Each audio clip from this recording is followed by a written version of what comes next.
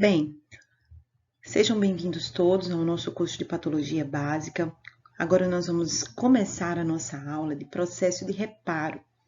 Nós já caminhamos até aqui, nós falamos sobre o processo inflamatório, que é um processo que a gente sabe de defesa do nosso organismo. Mas a gente sabe também que toda vez que acontece um processo inflamatório, existe um pouco de destruição tecidual e esses tecidos que são destruídos localmente precisam ser retirados e substituídos por um novo tecido, um tecido conjuntivo novo, um tecido conjuntivo cicatricial, tá? Então a gente pode, embora não sejam exatamente sinônimos, a gente termina usando os termos regeneração, reparação, cicatrização, né, ao longo do nosso estudo sobre o assunto, tá bom? Embora a gente vá ver as diferenças entre os termos mais especificamente, mais lá na frente. Então, agora a gente vai começar a falar sobre o processo de reparo e vamos lá. Então, estamos aqui hoje para estudar o processo de reparo e, como eu já falei, como eu já mencionei, todas as vezes que há certas regiões do nosso corpo sofrem agressões, se estabelece ali uma resposta inflamatória, né? O agente flogógeno, ele evoca ali uma destruição, uma lesão tecidual, uma reação de defesa, e células saem da corrente sanguínea e se deslocam até aquele local, na tentativa de eliminar aquele agente flogógeno. E a gente sabe também, a gente já viu, que quando isso acontece, há uma certa destruição tecidual junto com a tentativa de se estabelecer uma eliminação do agente flogógeno. Portanto, o processo de reparo é a substituição do tecido morto ou do tecido lesado durante o processo inflamatório por novas células e por nova matriz extracelular, por novas fibras, por novo tecido. Também pode ser chamado, então, de processo de cura dos tecidos, onde há a tentativa de se restabelecer a arquitetura e a função dos tecidos. Tá? Só que isso nem sempre acontece de forma exatamente como era o tecido original. Isso vai depender da competência mitótica daquele tecido que foi lesado, do quanto aquele tecido é capaz de sofrer mitoses, de realizar mitoses, o quanto suas células fundamentais, né, são capazes de realizar mitose para substituir aquele tecido, ou não. Se aquelas células elas não tiverem uma boa capacidade mitótica, aquele tecido que foi destruído ele vai ser substituído por outro tipo, tá bom? Esse processo de cura, ele é fundamental para a sobrevivência dos seres vivos. Em relação à capacidade de reparo dos tecidos, nós precisamos conhecer a classificação das células quanto à sua capacidade de proliferação. Quando falamos em capacidade de proliferação, estamos falando em capacidade dela entrar em mitose em condições naturais normais, isso é, em condições fisiológicas ou em condições patológicas do nosso organismo. A gente não está falando no que elas são capazes de fazer in vitro, né, no laboratório, se forem estimuladas por fatores de crescimento específicos e nem em terapias específicas em vivo, tá bom? Nós estaremos aqui classificando-as em relação às suas capacidades naturais, normais, de se reproduzirem ou não depois que elas alcançam um determinado grau de diferenciação em condições orgânicas, tá bom? Vamos lá. Então, em relação a isso, nessas condições, o que acontece no nosso dia a dia sem a intervenção de tratamentos específicos, as células do nosso organismo elas podem ser classificadas quanto à sua capacidade de proliferação em 3 grupos. As células lábeis, as células estáveis ou as células permanentes, que a gente vai conhecer cada um desses grupos agora. O primeiro grupo de células que a gente vai falar são as células que compõem os tecidos lábeis. Os tecidos lábeis, as células que compõem os tecidos lábeis, eles têm um alto nível de renovação celular. As células desses tecidos, geralmente, elas são perdidas continuamente e substituídas por novas células continuamente. Seja porque células-tronco, né, elas amadurecem ou pela proliferação mesmo de células já maduras, já com um certo grau de diferenciação. Vamos dar alguns exemplos, né? Os mais conhecidos. As células da linhagem sanguínea têm um alto índice de renovação e células dos epitélios de revestimento do nosso corpo em geral, como da boca, do trato gastrointestinal em geral, né? E também do trato reprodutivo e urinário, vagina, vulva, colo de útero, e do trato urinário também, né? Então, olha só. Essas células, se for um epitélio, por exemplo, pavimentoso, um epitélio, por exemplo, estratificado, né, que tenha várias camadas. A camada basal está sempre sofrendo mitoses e também participando de um processo de amadurecimento. As células vão assumindo uma posição mais elevada nas camadas e esses tecidos vão sendo renovados. As células da camada mais superficial vão esfoliando, né? Vão sendo perdidas, vão sendo destacadas, né, naturalmente. E a gente tem, então, um tecido renovado. Por exemplo, quando você tem uma infecção intestinal, você toma seus medicamentos ou não, às vezes ela dependendo se for uma infecção intestinal, se for apenas uma indisposição, porque foi uma grande quantidade de açúcar, uma grande quantidade de gordura. Enfim, a gente teve um processo, né, de evacuação mais acentuado. Daqui a alguns dias, o seu epitélio já vai estar totalmente renovado, tá? E isso acontece em condições normais e em condições patológicas, como eu falei. A pele, né? Então, são tecidos formados por células que têm capacidade de se reproduzir continuamente. Outro grupo que a gente vai falar agora são os tecidos estáveis.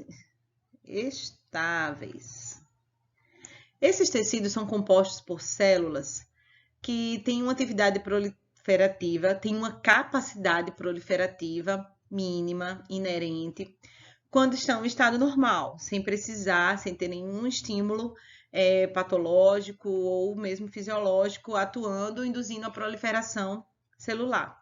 Só que elas são capazes de voltar ao ciclo celular, sair de G0 e voltar ao ciclo celular e proliferar quando isso é necessário. Por exemplo, quando há uma lesão, quando há uma perda de massa tecidual, tá bom?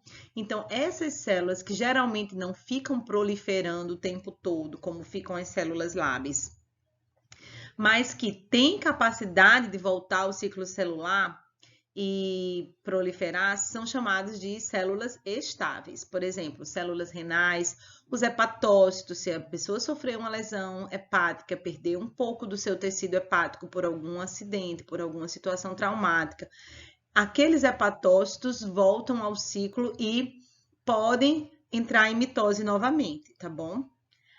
Células endoteliais têm capacidade mitótica estável, células musculares lisas têm também, fibroblastos têm também, que são as células, né? O carro-chefe do processo de reparo são os fibroblastos, tá?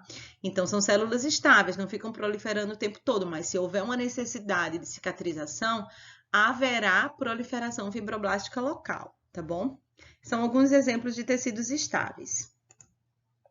E por último, deixa eu escolher outra corzinha aqui.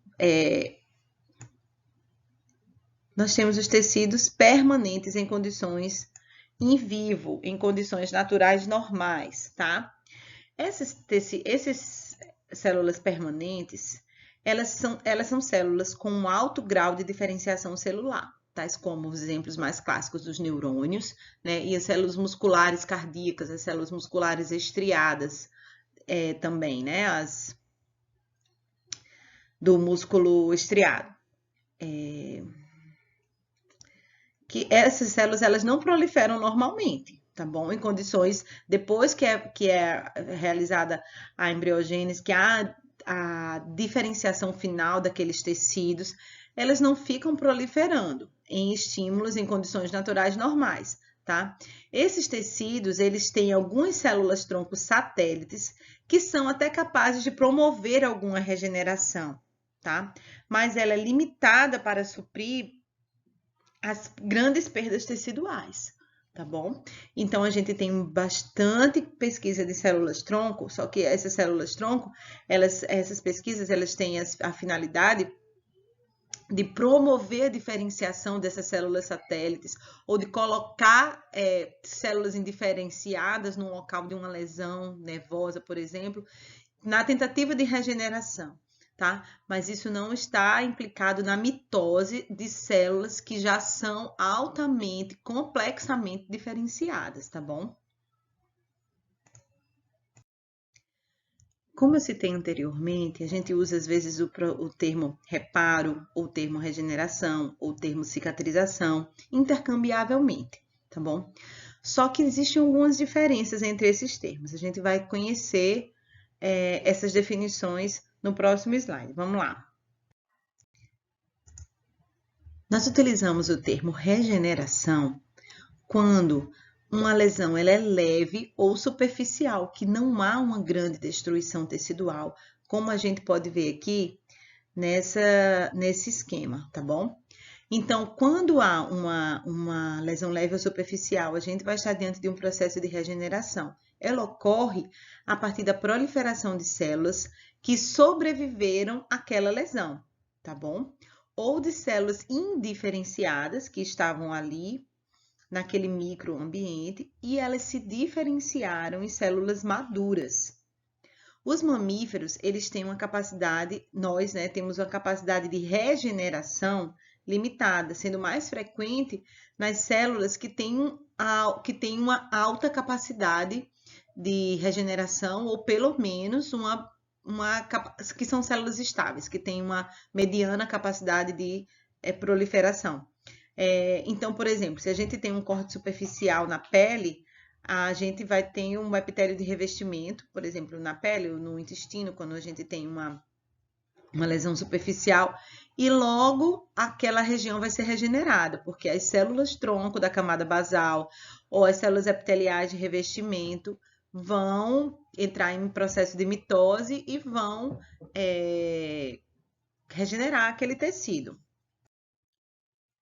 Porém, quando estamos diante de uma lesão mais severa, mais profunda, mais extensa, o reparo ele se dará através do processo de cicatrização. Isto é, vai haver a deposição de um novo tecido conjuntivo fibroso, substituindo aquele tecido que foi perdido, tá bom?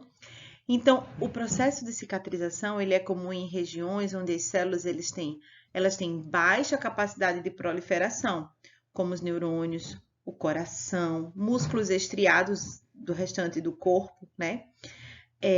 Então, nessas regiões, aquelas células elas não vão reparar suficiente, não vão proliferar, ou não vai haver uma proliferação suficiente para preencher aquele tecido, aqueles espaços perdidos. Então, aquele tecido vai ser substituído por um tecido conjuntivo fibroso de reparo. Então, quando a deposição de fibras colágenas é intensa, acontece a fibrose dos tecidos e acontece geralmente em consequência, por exemplo, de alguma inflamação crônica no fígado, nos pulmões. Olha só essa imagem, a gente tem um dano não apenas superficial, como era aqui. A gente tem uma lesão maior, mais severa, mais intensa, uma ferida aberta aqui nesse caso. Então, vão chegar aqui nessa região fibroblastos novos, fibroblastos que já estavam ali vão proliferar, porque são células que têm uma competência mitótica estável, tá bom? Vasos sanguíneos vão ser formados ali para promover uma intensa deposição ali de fibra colágena. E esse colágeno vai amadurecer e vai formar um tecido cicatricial. A maior parte do processo de reparo que acontece nos seres vivos, portanto, ela se dá não por regeneração, mas por cicatrização, isto é, pela formação de um tecido conjuntivo cicatricial. Então, a gente vai dar uma paradinha agora e a gente vai dar uma relembrada na composição de um tecido conjuntivo propriamente dito, de um tecido conjuntivo básico, tá bom? De preenchimento de espaços, antes de continuarmos falando sobre cicatrização. Vamos lá. Quando a gente fala de tecido conjuntivo, a gente vai estar pensando tanto no tecido conjuntivo propriamente dito, que é um tecido conjuntivo para preenchimento de espaços, para sustentação do corpo, E os tecidos conjuntivos especiais, tá bom? Os tecidos conjuntivos especiais, como o tecido ósseo, o tecido adiposo, o tecido cartilaginoso, dentre outros, são tecidos conjuntivos especializados, tá bom? Quando a gente está falando de cicatrização, a gente vai falar de tecido conjuntivo propriamente dito, cuja principal célula é o fibroblasto, tá bom? O tecido conjuntivo, lembrem comigo lá da histologia, ele é caracterizado por ter uma abundante quantidade de matriz extracelular, tá bom? Nós temos células e matriz extracelular. No tecido conjuntivo, a gente tem uma abundante quantidade de matriz extracelular. Essa matriz extracelular, ela é composta por fibras e por substância fundamental. Vamos ver. Vamos começar falando do fibroblasto, porque o fibroblasto é a principal célula envolvida no processo de cicatrização.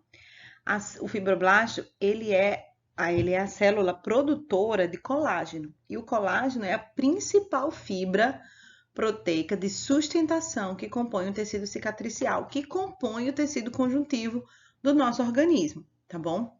O fibroblasto jovem, ele tem uma forma mais ovalada, produz ativamente fibra colágena e vive muitos anos nos tecidos.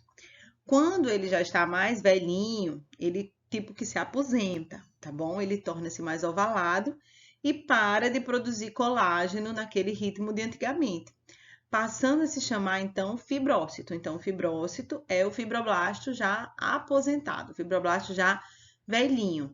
Só que, quando acontece uma necessidade maior de produção colágena local, como é o caso do processo de cicatrização, este fibrócito, ele reverte a condição de fibroblasto.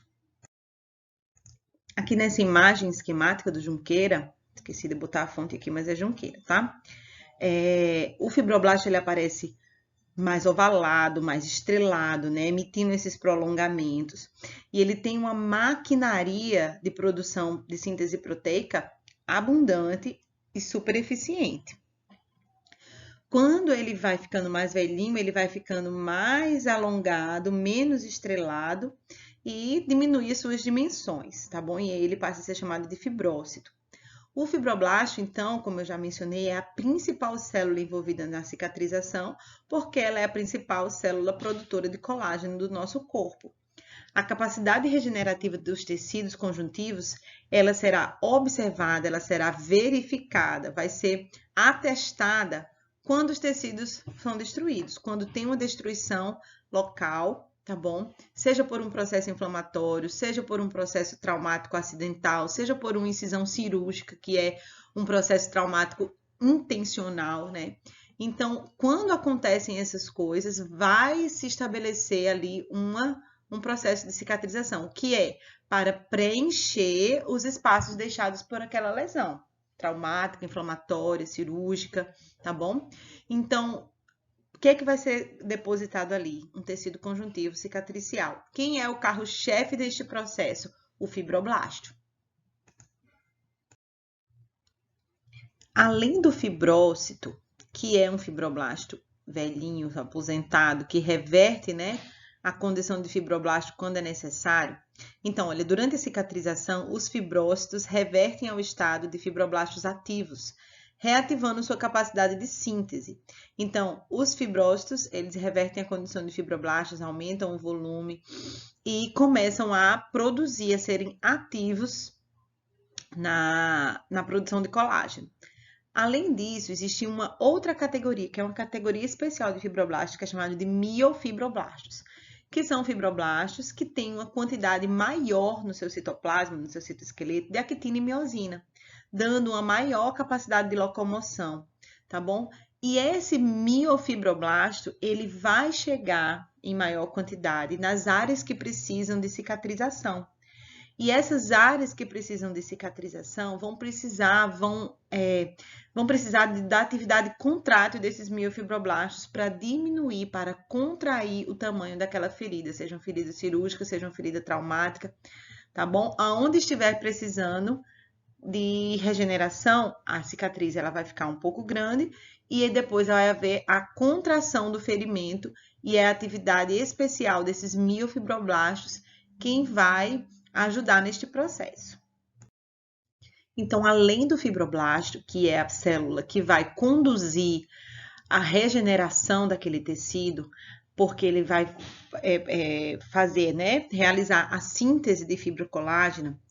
Outra célula importante no processo de cicatrização é o macrófago. Lembram do macrófago lá da inflamação? Qual é a função principal do macrófago? Fagocitose, né? Ele tem outras funções, ele produz, né? Ele libera várias citocinas, tem várias funções, como a gente já viu lá na histologia e na imunologia, né? As funções do macrófago no processo imunológico. Porém, qual é a principal função deles ali onde está precisando reparar? É limpar, tá bom? É fazer a varredura, é fagocitar restos celulares anormais, proteínas anormais de matriz extracelular, já degeneradas, degradadas. Então, essa função de varredura, de limpeza, facilita a renovação do tecido, tá? Então, no final de um processo inflamatório, no final de um processo que foi de origem traumática, cirúrgica, onde se estabeleceu ali um processo inflamatório, fica aquela destruição tecidual. Lembra que os macrófagos, os neutrófilos, eles chegam ali para tentar eliminar o agente flogógeno, né, o corpo estranho. E há uma destruição local. Então, o macrófago vem, além de tentar eliminar o agente flogógeno, ele vem eliminando esses restos mortos de matriz extracelular, tá bom? E essa limpeza da região vai ser precursora e vai facilitar a ação dos fibroblastos para depositar um novo tecido conjuntivo naquele local. Vamos ver essa fotomicrografia do Junqueira também, tá? Essa fotomicrografia que apresenta um macrófago. Então, o macrófago é essa célula grande aqui, com esse núcleo não tão grande, esse núcleo relativamente pequeno em relação ao tamanho do seu citoplasma, com uma grande quantidade de grânulos citoplasmáticos. Lembra que a função principal é fagocitose, né? E na fagocitose, esses grânulos eles são liberados no fagossoma, formando um fagolisossoma, onde haverá a destruição através de enzimas e de radicais livres daquela partícula que foi englobada, né? Então, as funções do macrófago fagocitam, principal fagocitose, fagocitam restos celulares, elementos anormais da matriz extracelular, proteínas já degradadas, né? Células neoplásicas, bactérias, elementos inertes que penetram no organismo ou lembram que eles se juntam formando grandes células, né, células gigantes que ficam ali quando a gente tem corpos estranhos. Então, as funções, né, relacionadas com a fagocitose, dos vários elementos que precisam ser eliminados, é sempre citada como a principal, só que os macrófagos participam também de processos de defesa imunológica, contra infecção por bactérias, protozoários e fungos, funcionando como uma célula apresentadora de antígeno. E também na secreção de substâncias que participam de processos inflamatórios, TNF, interleucinas, tá bom? Dentre outras substâncias. Os fibroblastos e os macrófagos são, então, as principais células envolvidas no processo cicatricial, tá? E todas as outras células que participam, que compõem o tecido conjuntivo, tá? Também estarão presentes. E além das células, o tecido conjuntivo cicatricial apresenta uma grande quantidade de matriz extracelular, de MEC, tá bom? E essa MEC ela é composta por fibras e por substância fundamental. Vamos falar primeiro das fibras. As fibras da matriz extracelular são de 3 tipos. Nós temos fibras colágenas, fibras reticulares e fibras elásticas. Vamos começar com as fibras colágenas. As fibras colágenas, elas são compostas pela proteína colágeno, tá? A proteína colágeno, ela é uma proteína complexa e ela pode se arranjar de diferentes formas. Uma das formas é na forma de fibra colágena, outra forma é na forma de fibra reticulina. E ela tem como principal função a sustentação dos tecidos. Nessa fotomicrografia aqui do Junqueira, a gente vê um epitélio, né, estratificado, tem várias camadas, pavimentoso, né, cuja camada superior ela é achatada, queratinizado.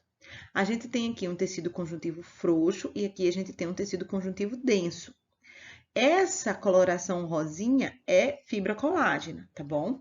Então, no tecido conjuntivo denso, a gente vê que tem uma grande quantidade de fibra colágena e uma menor quantidade de células, que são esses pontinhos roxinhos. Já no tecido conjuntivo frouxo, a gente observa que tem menos quantidade de fibra colágena, né, cor de rosa, e uma maior quantidade de células, tá bom? A gente tem também vasos sanguíneos. Então, a gente pode distinguir aqui um padrão. Tecido conjuntivo frouxo, que tem uma maior quantidade de células e menor quantidade de fibras, e um tecido conjuntivo denso, que tem uma maior quantidade de fibras.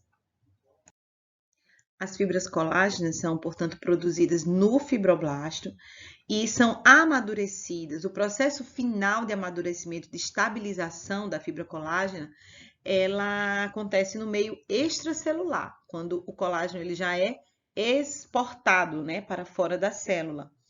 Dentro da célula, como eu já mencionei em alguns slides anteriores,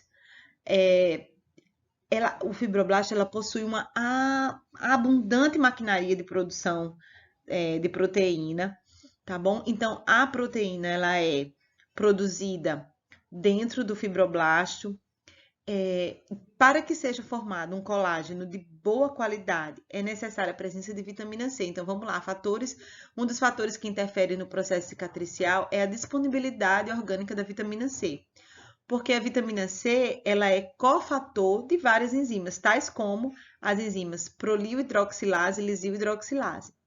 Essas enzimas, elas hidroxilam os aminoácidos prolina e lisina da proteína colágeno.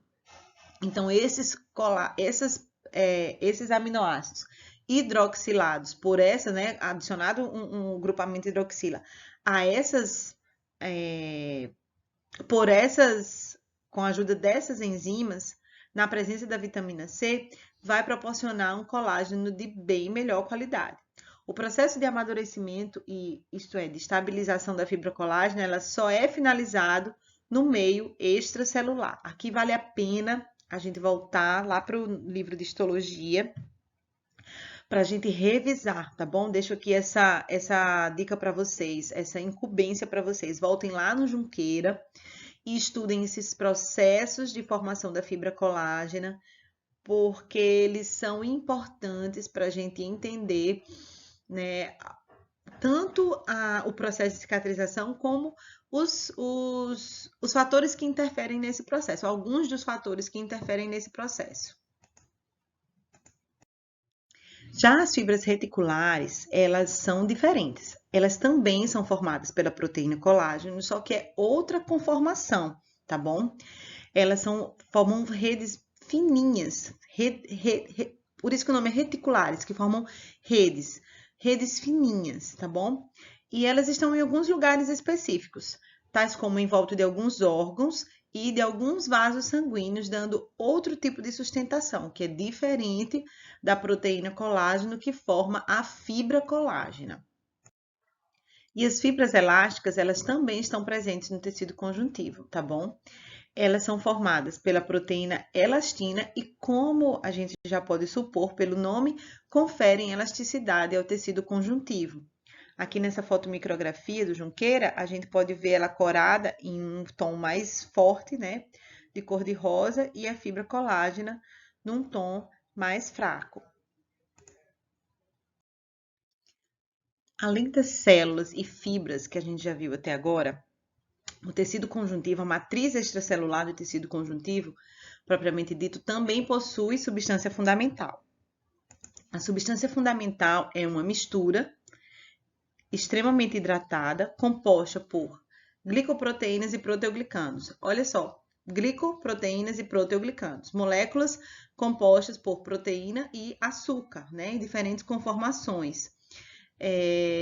Ambas essas moléculas atraem água, tá bom? Então, ela é hidratada. Então, a função dessa substância fundamental é preencher esses espaços entre as células. Ela é uma substância viscosa que preenche os espaços entre as células e as fibras, atuando como um lubrificante entre células e fibras no tecido conjuntivo e atuando também como uma barreira à penetração de micro-organismos invasores, tá bom? Tanto o proteoglicano como a glicoproteína, quando a gente fala de proteoglicano, são moléculas de proteína e açúcar que tem uma maior quantidade de açúcar, né, de glicano. A gente vê um bastão proteico nesse esquema, né? A gente vê um bastão proteico com uma nuvem de açúcar ao redor, atraindo uma grande quantidade de água. E a glicoproteína, a molécula que predomina é a proteína e tem apenas um bracinho de açúcar, mas as duas atraem água, tornando a substância fundamental uma substância hidratada. Então, até aqui a gente reviu, né, um pouco dos componentes do tecido conjuntivo, células principais, né, as principais células, fibras e matriz extracelular, que é o que vai dar o arcabouço, a base do que vai ser produzido quando a gente tem uma necessidade de cicatrização, tá bom? Vamos ver agora um pouco do passo a passo do processo cicatricial.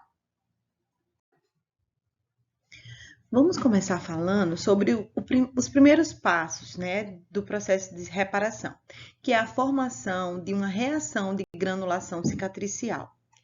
Nós temos aqui um tecido normal, em que houve uma infecção ou uma lesão traumática, uma lesão cirúrgica, um corpo estranho, né, um processo de necrose, e nessa região houve então a formação de uma lesão, tá? O estabelecimento de uma lesão ao tecido.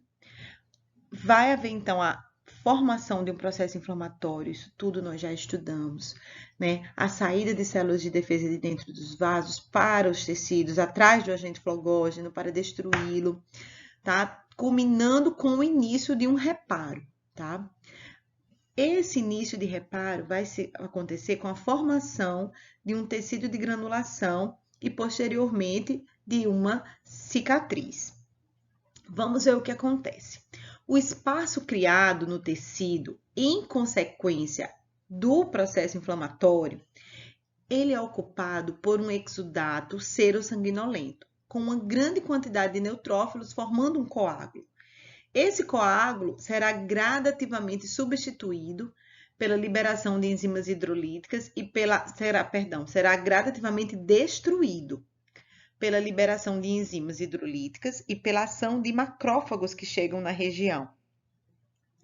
Em seguida, a área de tecido perdida será habitada por fibroblastos derivados da diferenciação de células mesenquimais indiferenciadas que estavam ali presentes nos tecidos, da proliferação de fibroblastos locais, porque os fibroblastos eles são células de competência mitótica estável, e voltam ao ciclo e fazem mitose em algumas situações específicas, e também da reativação dos fibrócitos, dos fibroblastos que estavam aposentados, lembram?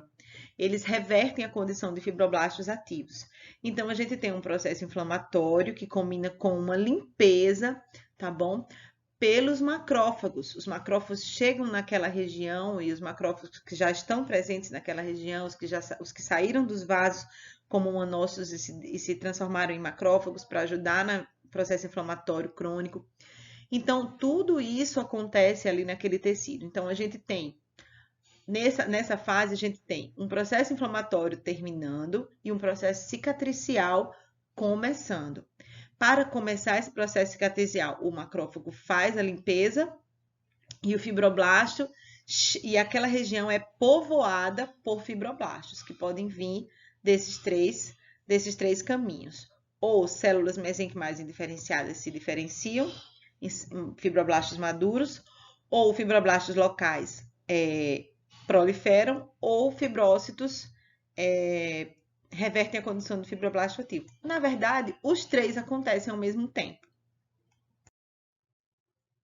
Nesse momento desse tecido de granulação, macrófagos e linfócitos, que são células importantes na inflamação crônica, sintetizam substâncias ativadoras de fibroblastos, principalmente interleucina 1 e fator de necrose tumoral. São citocinas, tá bom? São moléculas sinalizadoras produzidas por estes, tá? Macrófagos, linfócitos, dentre outras células, e vão ativar fibroblastos para eles se diferenciarem, para eles reverterem a condição de fibroblasto ativo, para eles proliferarem e para eles sintetizarem, para eles produzirem os componentes da matriz extracelular, colágeno, proteoglicanos, substância fundamental em geral, né? Necessários para o processo de cicatrização, tá bom?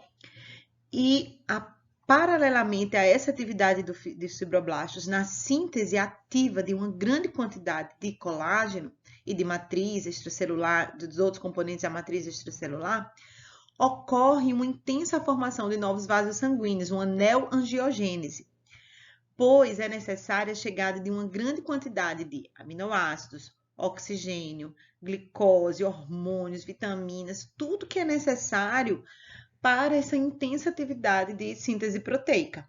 Tudo que for necessário vai vir através do sangue, né? Grande parte vai vir através do sangue. Por isso, onde tem um processo de cicatrização precisando acontecer, vai acontecer uma proliferação de vasos sanguíneos e a formação de uma nova rede vascular local, passageira. Daqui a pouco essa rede vai se desfazer, com a finalidade de chegar material,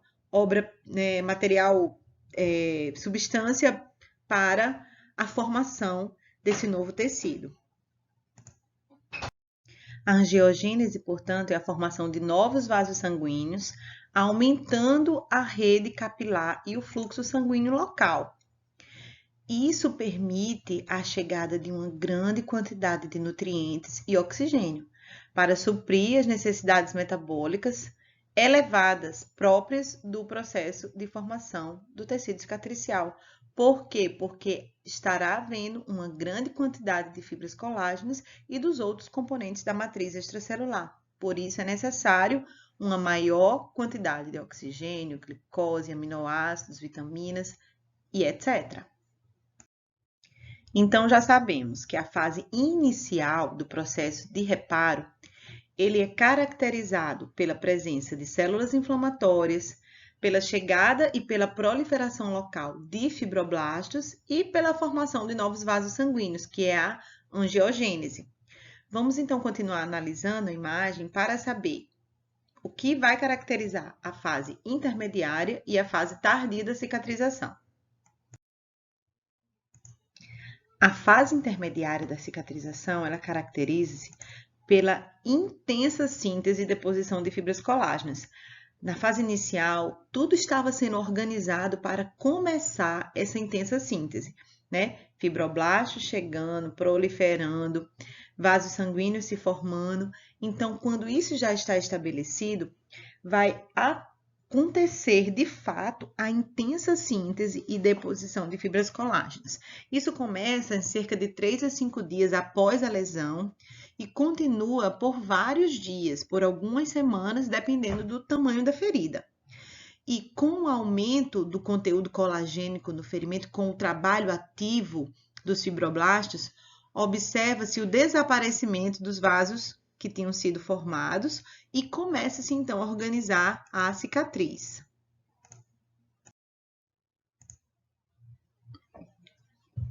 E a formação da cicatriz, então, acontecerá seguindo o seguinte fluxo biológico básico. Então, vai ser organizada inicialmente a cicatriz. Como assim? Na fase intermediária houve uma intensa síntese de colágeno, tá? E uma diminuição gradativa do leito vascular. Esse colágeno, ele vai acontecer a formação de ligações cruzadas estáveis no colágeno, tá bom? Já no meio extracelular. A seguir, esse colágeno formado, ele foi e ele sempre é em abundância, tá bom? E esse colágeno, esse super colágeno formado, essa super quantidade formada, vai precisar ser degradado. Vai ocorrer, então, a remodelação da cicatriz, que é a degradação da quantidade abundante de fibras colágenas que foram formadas, né, pela ação das colagenases. Essas colagenases são enzimas produzidas pelos fibroblastos, pelo tecido epitelial, por algumas outras células que vão degradar esse excesso de colágeno, adequando o tecido cicatricial à sua finalidade estética. Quando existem problemas genéticos em que há uma deficiente produção de colagenase, essa cicatriz pode se tornar uma queloide, uma cicatriz hipertrófica. E numa fase mais avançada do processo de cicatrização, a gente tem a maturação dessa cicatriz, que são, alterações físico-químicas no colágeno, que vai passar de um estado solúvel e desorganizado inicial para um estado insolúvel, bote aqui o in, tá? Insolúvel e muito organizado. Então, a gente tem a organização inicial do processo cicatricial, a gente tem a remodelação dessa cicatriz pela ação das colagenases e a gente tem a maturação dessa cicatriz, tornando-o insolúvel, colágeno insolúvel e organizado. Nesse processo de amadurecimento da cicatriz, nós vamos ter a contração da cicatriz. A contração do ferimento é a redução mecânica de suas dimensões, realizada devido a um movimento centrípeto dos tecidos circundantes, facilitando o processo de reparo. E quem vai ajudar, quem vai ser extremamente participativo nesse processo são os miofibroblastos. Lembra que eu falei dele anteriormente? A contração ativa dos miofibroblastos, que são fibroblastos que têm uma grande quantidade de actina e miosina no seu citoesqueleto, a contração ativa dos miofibroblastos é responsável pela redução da dimensão da área lesada. E tanto o local, do nosso corpo, quanto a forma daquele ferimento, quanto as dimensões daquele ferimento, e se foi um ferimento por primeira intenção ou por segunda intenção, uma cicatrização por primeira intenção ou por segunda intenção, são fatores que influenciam na contração do ferimento.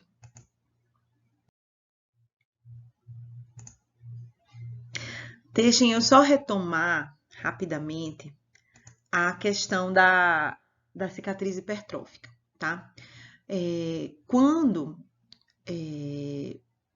Na fase de remodelação da cicatriz pela ação das enzimas colagenases, quando há uma diminuição na produção de colagenase, como eu acabei de citar, a cicatriz ela ficará hipertrófica, tá bom? Então, esse momento de remodelação da cicatriz, ela é importantíssima, essa degradação da quantidade de colágeno abundante que foi formado, ela é importantíssima, senão vai gerar o que a gente chama de queloide, tá? A queloide, então, é essa cicatriz hipertrófica, que ela é devido à deficiência genética da ação das colagenases, tá bom? E aí isso não é estético, tá bom? A pessoa vai ter que usar pomadinhas de colagenase, fazer procedimentos, que hoje já existem dermatológicos, para retirar essas queloides e impedir que novas queloides surjam naqueles lugares onde ela foi retirada. E para fechar a nossa aula hoje de processo de cicatrização, quando nós estamos nos referindo a lesões cutâneas ou a lesões superficiais, nós podemos diferenciar dois processos de cicatrização possíveis, que são a cura por primeira intenção e a cura por segunda intenção. Vamos ver a figura a seguir e analisar. Nós podemos distinguir a cicatrização por primeira intenção, ou união primária, e a cicatrização por segunda intenção, ou união secundária. Pela imagem, a gente já pode ver, fazer algumas considerações. Vamos lá. Na cicatrização por primeira intenção, a gente tem uma ferida menor, uma ferida que tem as bordas mais unidas, ou porque o ferimento em si, a lesão em si foi pequena, ou porque houve uma união intencional através de um processo de sutura, porque a cirurgia pode ser, por exemplo, um processo cirúrgico que é grande, né? Mas se as bordas estiverem coaptadas, a ferida for limpa, aquela cicatrização será chamada de cicatrização por primeira intenção. Ou, por exemplo, um ferimento, né, não intencional, traumático. Se ele for cuidado, se ele for limpo, se ele for suturado, também vai ser uma cicatrização por primeira intenção. Já a cicatrização por segunda intenção, ele geralmente é maior, não tem as bordas coaptadas e forma-se um grande tecido de granulação nessa região, tá? Então, a gente tem uma maior vascularização, uma grande chegada de fibroblastos, tá? E uma deposição de colágeno bastante intensa. Tá? Então, é como se fosse uma cicatrização mais controlada e uma cicatrização menos controlada. Vamos ver melhor as diferenças. Vamos falar primeiro da cicatrização por primeira intenção ou união primária. Ocorre quando as margens da ferida estão próximas e a cura ocorre sem contaminação significativa e com uma pequena perda de tecido. O exudato e os restos necróticos nessa situação são mínimos, então o trabalho dos macrófagos não é um trabalho tão intenso para limpar aquela área para que comece o processo de cicatrização. Por isso, a cicatrização ela é mais rápida. Um exemplo que a gente mais pode citar, que é uma ferida causada por uma incisão cirúrgica. Nessa ferida, causada por uma incisão cirúrgica, é uma ferida limpa, porque a gente usa ali materiais estéreis, né, esterilizados. É uma ferida, então, não infectada. As bordas, elas estão próximas, né, porque elas foram, então, coaptadas, unidas por um fio de sutura, estão unidas por um fio de sutura, tá? Que só vai ser retirado quando o processo de cicatrização estiver em bastante, assim, estiver em andamento, estiver numa fase bem avançada do processo, né, de cicatrização. Ou então nem vai ser retirado, né? Vai ser um fio reabsorvível, coisas desse tipo. Tá bom? Então, esse é um exemplo de cicatrização por primeira intenção. Vamos dar o exemplo aqui nessas imagens, né? Nesse esquema de uma incisão, de uma sutura, né, com bordas coaptadas. Então, a gente tem aqui a união primária, tá bom? Gerando uma cicatrização por primeira intenção. Aqui a gente vê uma imagem, né, desse processo, tá bom? Já a cicatrização por segunda intenção ou união secundária não é assim. Ocorre, por exemplo, quando a ferida ela é profunda ou extensa e as margens estão afastadas, formando um grande coágulo. Até mesmo incisões cirúrgicas, onde a pessoa, onde o paciente, ela não está, o fio de sutura, houve deiscência, né, cirúrgica, houve a reabertura daquela ferida cirúrgica que estava suturada, nestes casos, vai cicatrizar por segunda intenção, tá bom? Pode haver infecção significativa, surgindo uma reação inflamatória exuberante.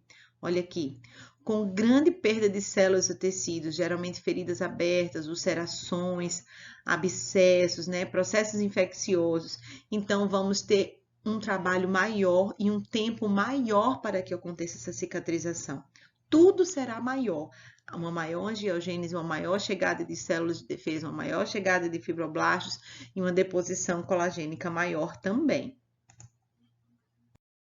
Dependendo do local onde acontece aquele ferimento cirúrgico, nem é possível que haja uma sutura, né?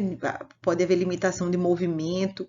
Então, muitas vezes é preferível deixar a ferida cicatrizar por segunda intenção, que, como eu falei, demora bem mais.